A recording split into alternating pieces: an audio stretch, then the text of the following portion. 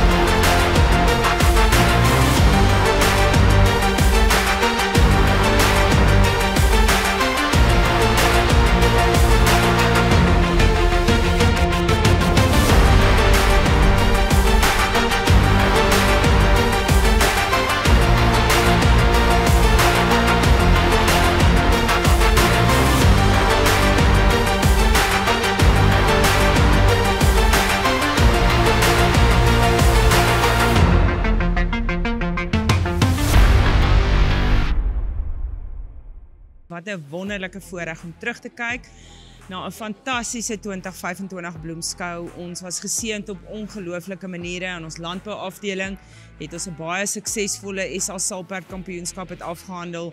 Ons kleinvee afdeling, ons bokke se wêreldskou en natuurlik ons verskillende rasse wat geskou het by ons beeste afdeling ook.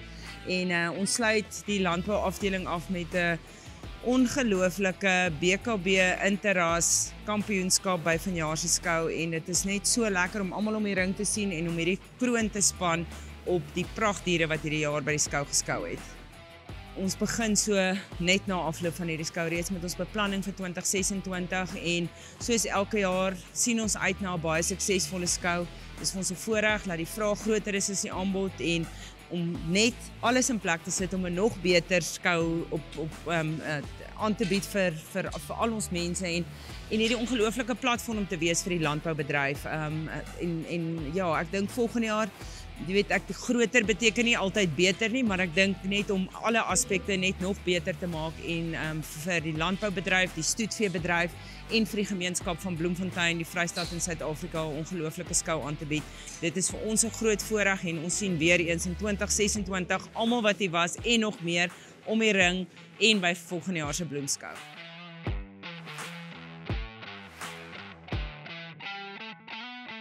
Dis die eerste keer in my lewe dat ek by die Bloemfontein skou kom, so ek dink dis fantasties. Dis 'n lekker omgewing, lekker jong mense en ja, jy ontmoet ook baie nuwe mense. My impression of Bloemshow has been really good. It has been fun trying things we'd never initially try.